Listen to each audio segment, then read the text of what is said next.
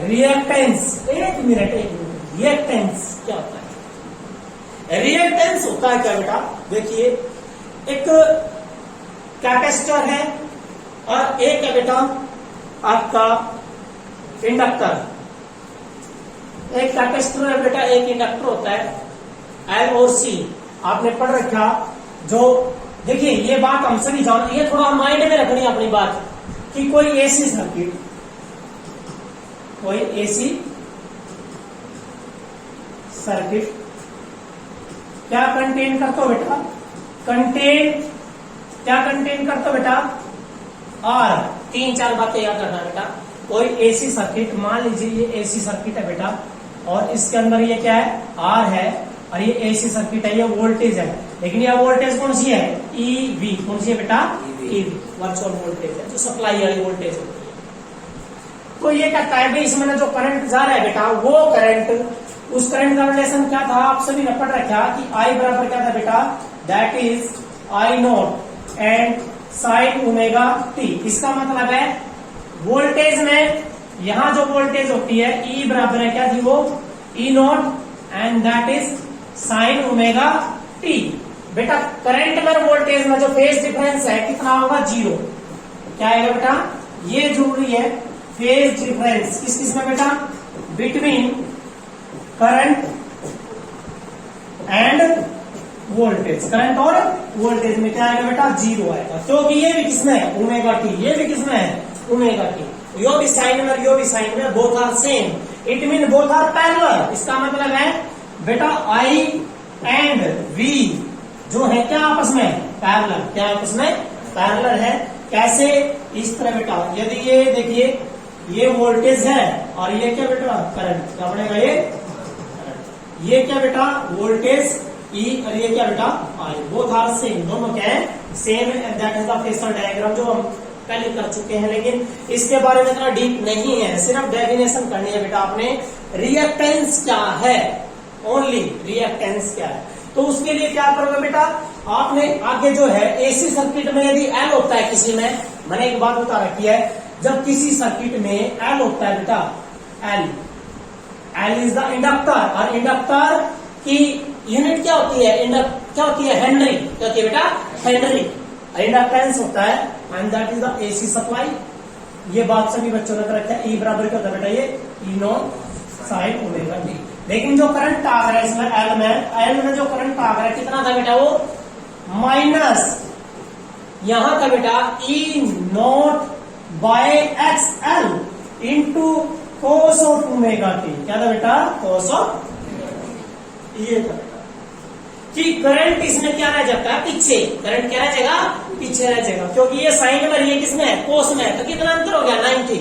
कितना अंतर होगा बेटा, 90। तो मैक्सिमम 90 तक जा सकता है पीछे, मैक्सिमम 90 तक, 0, 30, 60, 45 कितना पीछे रह सकता है, लेकिन मैक्सिमम कितना बेटा, 90 तक पीछे रहेगा करंट पीछे रहेगा बेटा, याद रखना है। तो ये जो था ना, यहाँ I L is equal to, ये क्या था बेटा, यहाँ minus I naught and that is cos omega. यहां आपने एक बात चेंज करी थी कि ये बता दिया था आई नॉट, कोस को बदल दिया था sine 90 minus theta r/2 minus omega. अरे बेटा यहाँ क्या था, माइनस, जब आप साइन मतलब माइनस बाहर ले आओगे, साइन मतलब तो माइनस बाहर आ सकता है, इस माइनस को बाहर ले आओ तो क्या बन जाएगा, माइनस माइनस प्लस, क्या आ जाएगा ये आई नॉट साइन, ये हो जाएगा प्लस ओमेगा टी माइनस π/2। देखिए करंट कितना पीछे रहेगा, π/2 पीछे रहेगा वोल्टेज से, π/2 मैक्सिमम है बेटा, ये π/2 पीछे रह जाता है।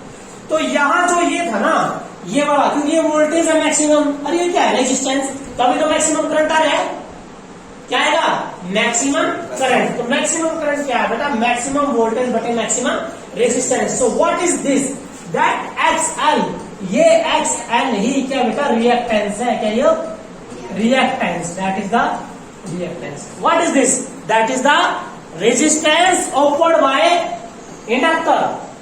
क्या बेटा ये, द रेजिस्टेंस, क्या बेटा ये, the resistance which is offered by, किसके द्वारा बेटा, inductor, offered by an inductor. The resistance offered by an inductor is called, क्या नाम लोगे बेटा इसको, is called, क्या देंगे, रिएक्टेंस. क्या बेटा ये रिएक्टेंस. लेकिन कौन सा रिएक्टेंस है, इंडक्टिव. कौन सा बेटा यो इंडक्टिव रिएक्टेंस. क्योंकि रिएक्टेंस दो प्रकार के आएंगे, एक कैपेसिटिव रिएक्टेंस और एक इंडक्टिव रिएक्टेंस. इंडक्टिव रिएक्टेंस है तो इसका मतलब इंडक्टर है, और कैपेसिटिव रिएक्टेंस है तो कैपेसिटर. तो इंडक्टिव रिएक्टेंस क्या होता है बेटा आपका, क्या होता है, एक्स एल है क्या यो, अरे क्या ये रेजिस्टेंस है, लेकिन किसने बनाया, एल ने. तो इसकी यूनिट क्या बनेगी, एल की यूनिट क्या बनेगी, अरे इसकी एक्सएल की यूनिट, एक्सएल की क्या बनेगी बेटा, ओम बनेगी. क्योंकि रेजिस्टेंस है, it is the resistance offered by the inductor. इसकी यूनिट बेटा क्या बनेगी, ओम बनेगी. अब सुन लो ध्यान से, एक्सएल इज इक्वल टू क्या होता है, ओमेगा एल. क्या होता है बेटा, ओमेगा इंटू एल. और ओमेगा क्या होता है बेटा, सभी बच्चों ने पढ़ रखा है, 2 पाई न्यू इंटू. याद रखना है, एग्जाम में आ जाएगा, आपको फ्रीक्वेंसी दे रखी होगी, इंडक्टिव रिएक्टेंस दे रखी होगा, क्या निकालना पड़ेगा, इंडक्टेंस. क्या निकालना पड़ेगा, इंडक्टेंस. आपको इंडक्टिव रिएक्टेंस दे रखे होगा, आपको फ्रीक्वेंसी दे रखी होगी, या फिर वो क्या देगा, एक जो है ना इंडक्टर है बेटा 0.2 हेनरी का, 0.2 हेनरी, और एसी सप्लाई. क्या बेटा, एसी सप्लाई. एसी सप्लाई में फ्रीक्वेंसी कितनी होती है, 50 हर्ट्ज. बेटा फ्रीक्वेंसी कितनी होती है, 50 हर्ट्ज होती है, सभी बच्चों ने पता.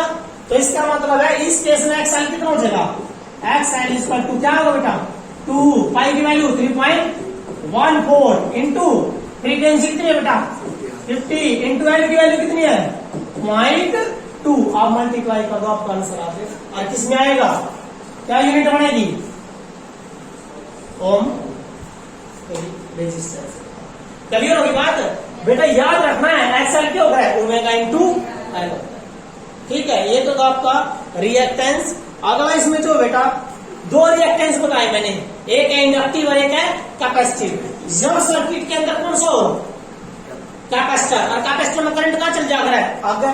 क्योंकि मैंने ये बात अब बेटा आपको कहा रखी है कि ये कोई कैपेसिटर है बेटा, किसी सर्किट में, एसी सर्किट में, ये कोई एसी सर्किट है, एंड ई बराबर क्या था, ई नॉट साइन ओमेगा टी. तो यहाँ जो करंट आएगा कैपेसिटर के अक्रॉस, आईसी क्या था बेटा, यो आईसी इज इक्वल टू, यहाँ था आपका E naught by X C, E naught by X C, and that is क्या था यहाँ, sine omega t plus pi by 2.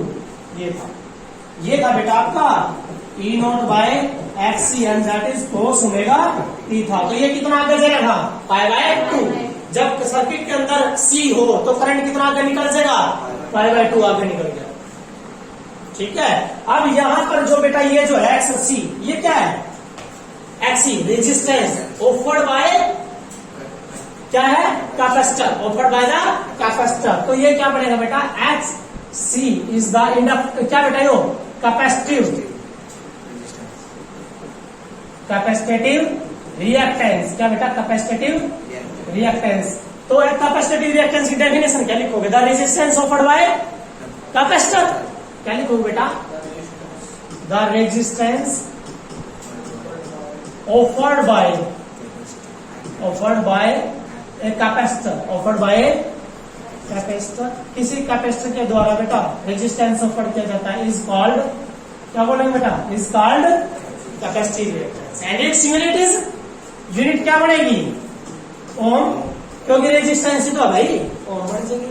लेकिन बेटा याद रखना है, एक्स सी होता क्या है, 1 बाय ओमेगा सी होता है, 1 by omega C. Omega angular frequency, और सी क्या है, कैपेसिटेंस. सी क्या बेटा, कैपेसिटेंस है, याद रखना है. अब ये कहता है कि जैसे कि X C is equal to 1 by omega C. बेटा जो कोई भी कैपेसिटर है, कोई भी कैपेसिटर है, वो क्या करता है, ब्लॉक करता है किसको, डीसी को. किसको, डीसी को. एसी ना पास कर दे. कैसे, क्योंकि डीसी के केस में फ्रीक्वेंसी क्या होती है, 0. बेटा डीसी के केस में फ्रीक्वेंसी क्या होती है, 0. फ्रीक्वेंसी 0 है तो एक बेटा, भाई इसका मतलब क्या बेटा, that is 2 pi nu into C. Nu की वैल्यू कितनी है, 0. 1/0 क्या बन गया, इन्फिनिटी। इसका मतलब कितना रेजिस्टेंस ऑफर कर देगा ये? इनफाइनाइट रेजिस्टेंस ऑफर कर देगा कैपेसिटर। मान लो ये कोई कैपेसिटर है और तुमने क्या अप्लाई सप्लाई कर दी, डीसी क्या सप्लाई कर दी बेटा, डीसी सप्लाई कर दी, तो ये क्या कर देगा, ब्लॉक कर देगा, रोक देगा, जाने नहीं देगा। क्यों? क्योंकि यह रेजिस्टेंस कितना बढ़ गया, इन्फिनिटी रेजिस्टेंस। क्लियर है? लेकिन कितना पास करेगा, बट पास एसी। क्यों? क्योंकि एसी की क्या होती है, फ्रीक्वेंसी कितनी होती है, 50 हर्ट्ज। जब कुछ ना कुछ वैल्यू होगी तो क्या होगा, ये कुछ ना कुछ वैल्यू होगी, ज्यादा वैल्यू होगी तो जगह कम हो जाएगा रेजिस्टेंस। इसका मतलब दैट विल पास, एसी को पास कर देता है कैपेसिटर और डीसी को ब्लॉक कर देता है। ठीक है, ये याद कर लेना, इंपॉर्टेंट है ये। Reactance and inductive reactance and capacitive reactance कर लोगे ना? ठीक है। अब इसमें देखो बेटा, इसमें जो है इससे रिलेटेड ही क्वेश्चन है। ये कहता है at what frequency will a 0.5 henry inductor has a reactance of 1000 ohm. Question क्या बोले बेटा ने, इन्हें कहा एट व्हाट फ्रीक्वेंसी, क्वेश्चन है बेटा ये, eight what frequency, eight what frequency will a 0.5 Henry inductor has a reactance of 1000 ohm। Question simple है, क्या निकालना है? अरे गिवन क्या भाई, इंडक्टेंस क्या दिया है, I 0.5 हेनरी, और क्या दिया है, रिएक्टेंस दे रखी उसकी, मीन्स एक्स है, कितना दिया है, 1000 ओम। ठीक है, काटना क्या है बेटा, फ्रीक्वेंसी क्या निकालनी है, और एक्स एल का इसका क्या रिलेशन है, X L is equal to क्या होता है, omega into L, omega 2 pi nu into L, nu काटना था बेटा, nu is equal to X L बटे 2 पाई एल। तो एक्स एल की वैल्यू कितनी बेटा, 1000 बटे में 2 पाई की वैल्यू कितना, 3.14 इंटू एल 0.5। तो आपका आंसर आ जाएगा, आपका आंसर आएगा दैट इज अप्रोक्सीमेट आएगा 318 हर्ट्ज, अप्रोक्सीमेट आंसर। क्लियर है? ये फ्रीक्वेंसी है। ठीक है, तो याद रखना है, इस तरह के क्वेश्चन आते हैं बेटा, सी के भी आ जाए, एल के भी आ जाएंगे, याद कर सकते हो। देखिए बेटा, एक क्वेश्चन है, ये लास्ट क्वेश्चन कर लेते हैं, कल आपका एग्जाम है। एक बल्ब है, a bulb is rated at 100 watt for a 220 volt supply. एक बल्ब है बेटा, कितने का है, 100 वाट का, और एसी सप्लाई कितनी है बेटा, 220 वोल्ट। ये एसी सप्लाई है बेटा, क्या ये एसी। सभी बच्चों को पता है 220 वोल्ट क्या दे रखा है, पहली बात तो पावर दिया बेटा, गिवन क्या है, पावर कितनी है बेटा, 100 वाट, और क्या दिया है, ईवी वर्चुअल वोल्टेज कितनी बेटा, 220 वोल्ट दिया है बेटा। अब आपने क्या निकालना है, इसमें कहता है रेजिस्टेंस ऑफ द बल्ब, इस बल्ब का रेजिस्टेंस निकालो। कितनी वाट का बल्ब है, 100 वाट का, कितनी पावर सप्लाई है, 220, रेजिस्टेंस काट रहा था बेटा, इसका पावर का, रेजिस्टेंस का, वोल्टेज का क्या रिलेशन है, मैंने आपको 3 इक्वेशन करा रखी है, P इक्वल टू, अरे भाई V इंटू आई, लेकिन V किसी का क्या है यहाँ, E, V किसी का क्या बेटा, EV है, समझ गए, एक रिलेशन। दूसरा फिर क्या रखोगे, V किसी का IR, तो क्या होगा यो, I स्क्वायर R। तीसरा V स्क्वायर बाय R। तो यहाँ V किसी का क्या रखना आपने, EV, क्या रखना है, EV। अरे भाई V किसी का क्या रखोगे बेटा, ये EV और ये IV, ये IV, ये क्या है EV। तो कौन सा फॉर्मूला लगेगा, थर्ड, ये लगेगा ना पावर का, क्या दिया है, अरे पावर बराबर है बेटा EV का स्क्वायर बटे में R, काटना क्या है, R काटना है, सो R इक्वल टू कितना आया, EV का स्क्वायर बटे में पावर, तो ईवी का स्क्वायर करियो, 220 का स्क्वायर करोगे 484 डबल जीरो, बटे में पावर कितनी है 100, कैंसल, कितना है रेजिस्टेंस 484, ये रेजिस्टेंस है। क्लियर है, सिंपल है, ठीक है ना, ये कर लेना बस।